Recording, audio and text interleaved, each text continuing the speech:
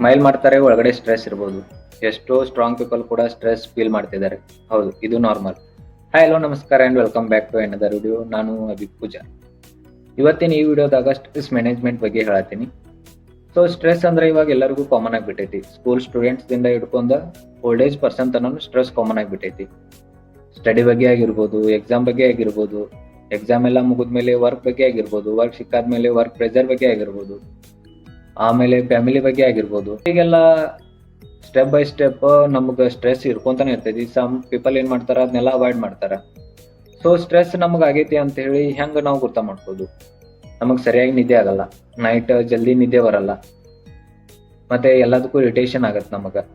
So some time ಏನಾಕೈತಿ, ಯಾರಾದ್ರೂ ಏನಾದ್ರೂ ಹೇಳಿದ್ರೆ ಸಾಕ ಈಸಿಯಾಗಿ ಕೋಪ ಬಂದ್ಬಿಡ್ತೈತಿ. ಕೈಗೆ ಏನ್ ಸಿಗತ್ತಲ್ಲ ಅದನ್ನೆಲ್ಲ ತಗೊಂಡು ಉಗಿದಾಡೋದು, ಈ ತರ ಎಲ್ಲ ಆಗತೈತಿ.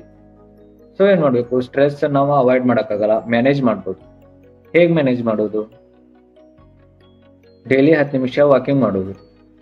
ಜಸ್ಟ್ 10 ನಿಮಿಷ ವಾಕಿಂಗ್ ಮಾಡಿದ್ರೆ ಸಾಕು. ಮತ್ತು ಯೋಗಾಸನ ಮಾಡೋದು. ಯೋಗಾಸನ ಹೇಗ?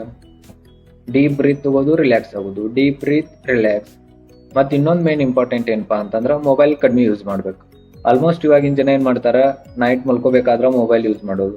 ಅದನ್ನೂ ಏನ್ ಮಾಡೋದ, ಲೈಟ್ ಆಫ್ ಮಾಡಿ ಮೊಬೈಲ್ ಯೂಸ್ ಮಾಡೋದು. ರಾತ್ರಿ 1 ಗಂಟೆ 2 ಗಂಟೆ ಏನು ಕಂಟಿನ್ಯೂಸ್ ಮೊಬೈಲ್ ಯೂಸ್ ಮಾಡ್ತಾರೆ. ಇದರಿಂದ ಹೆಡೇಕು ಬರ್ಬೋದು, ನಮ್ಮದು ಕಣ್ಣಿನ ದೂರದೃಷ್ಟಿನೂ ಕಮ್ಮಿ ಆಗ್ಬೋದು. ಸೊ ಮೊಬೈಲ್ ನಾವು ಎಷ್ಟು ಅವಾಯ್ಡ್ ಮಾಡ್ತೇವಲ್ಲ ಅಷ್ಟು ನಾವು ಹೆಲ್ದಿ ಆಗಿರ್ತೀವಿ. ಸೊ ಈ ವಿಡಿಯೋ ನಿಮಗೆ ಇಷ್ಟ ಆಗಿದ್ರೆ ಲೈಕ್ ಮಾಡಿ, ಶೇರ್ ಮಾಡಿ, ಮತ್ತು ಇನ್ನೂ ಯಾರೆಲ್ಲ ಸಬ್ಸ್ಕ್ರೈಬ್ ಮಾಡ್ಕೊಂಡಿಲ್ಲ ಸಬ್ಸ್ಕ್ರೈಬ್ ಮಾಡ್ಕೊಳ್ಳಿ. ಇದೇ ತರ ಹೆಲ್ತ್ ಬಗ್ಗೆ ಅವ್ರ ಮೆಂಟಲ್ ಹೆಲ್ತ್ ಬಗ್ಗೆ ಏನಾದರೂ ನಿಮಗೆ ಬೇಕಿದ್ದರೆ ಕಮೆಂಟ್ ಮಾಡಿ. ನೆಕ್ಸ್ಟ್ ವಿಡಿಯೋದಲ್ಲಿ ಅದರ ಬಗ್ಗೆ ಹೇಳ್ತೀನಿ.